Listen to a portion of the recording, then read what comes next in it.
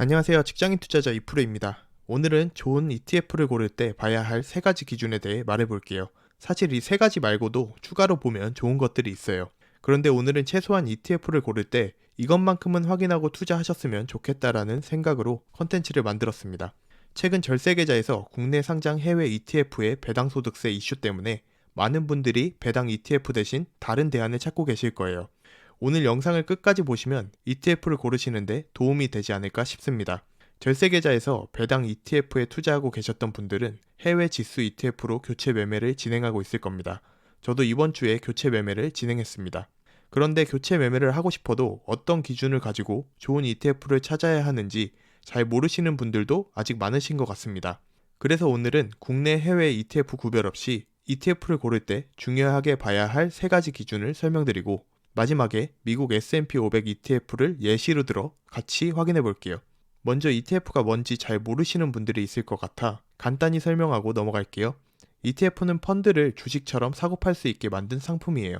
여러 개의 주식을 한 바구니에 담아놨다고 생각하시면 돼요.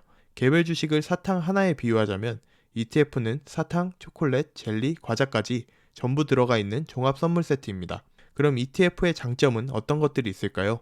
일단 자동으로 분산 투자가 됩니다. 한 ETF에 적게는 몇십 개에서 많게는 몇백 개의 주식이 담겨 있어요. 그리고 펀드보다 저렴한 운용 보수를 가지고 있어요.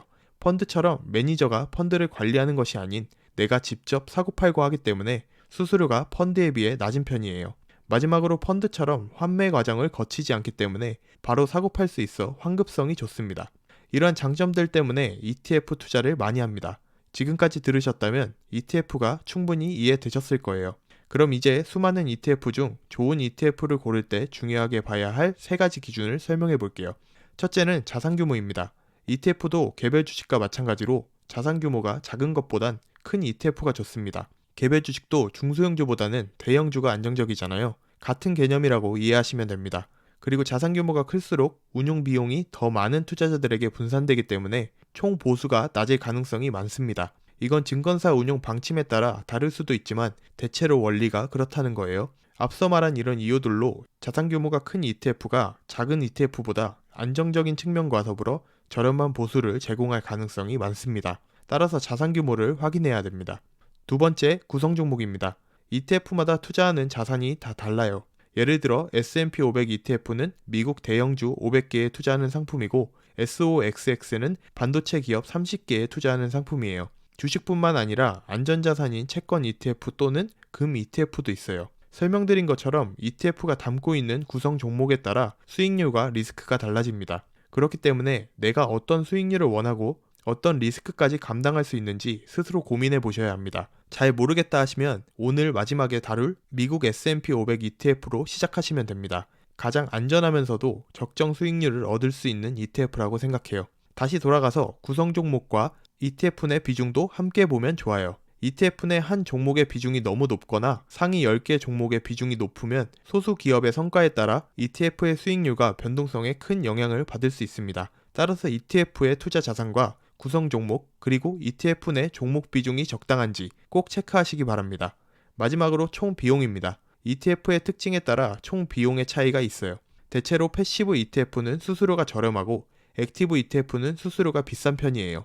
대표적인 패시브 ETF로는 지수를 추종하는 S&P 500이 있고 액티브 ETF로는 혁신 기술에 투자하는 ARKK가 있습니다. 나는 저비용으로 안정적인 투자 수익을 원한다면 패시브 ETF에 투자하면 되고 아니다 나는 좀 더 많은 수수료를 내더라도 고수익을 원한다면 액티브 ETF에 투자하시면 됩니다. 대신 기대 수익률과 함께 감당 가능한 변동성은 생각해 보셔야 해요. 그리고 S&P 500처럼 비슷한 구성 종목을 가진 ETF에 투자를 고려한다면 굳이 더 비싼 비용을 지불하고 투자할 이유가 없습니다. 총 비용의 중요성을 알 수 있는 기사 하나를 가지고 왔습니다. S&P 500을 기반으로 한 타이거 미국 S&P 500과 하나로 미국 S&P 500의 총 보수 차이를 비교했더니 10년간 같은 금액을 두 ETF에 투자했을 경우 타이거 미국 S&P 500의 총 보수는 10만 8천 원인데 반해 하나로 미국 S&P 500의 총 보수는 76만 원 많은 86만 8천 원을 내야 한다는 기사입니다. 같은 지수를 추종하고 같은 구성 종목을 담고 있는 ETF인데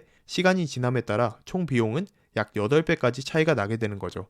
이처럼 수수료 차이는 장기적으로 큰 비용 차이를 초래할 수 있습니다. 그러니 투자하시기 전 총 보수 기타 비용, 매매 중개 수수료 이 세 가지를 포함한 ETF의 총 비용을 꼭 비교해 보세요. 지금까지는 ETF에 투자할 때 중요하게 봐야 할 세 가지에 대해 말씀드렸습니다.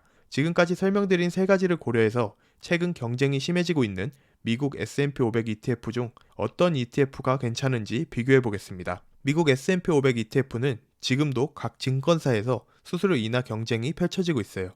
ETF의 총 비용이 낮아지는 걸 의미하니까 투자자 입장에선 좋은 소식입니다. 우리나라에 상장된 미국 S&P 500은 총 8개예요.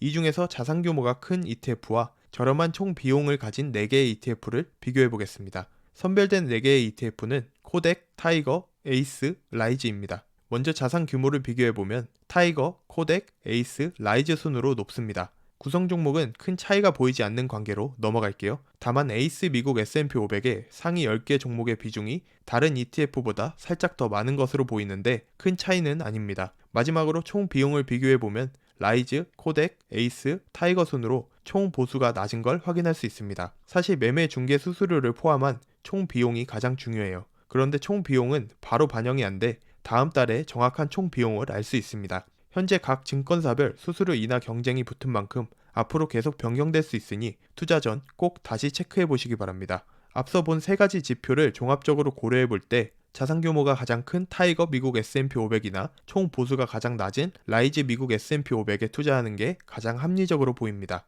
이건 제 개인적인 생각이에요. 다른 의견이 있다면 댓글로 공유 부탁드립니다. 지금까지 설명드린 내용은 ETF 체크라는 사이트에서 참고한 자료입니다. 이 밖에 다른 ETF도 관심이 있으시다면 해당 사이트를 활용해 보시길 바랍니다.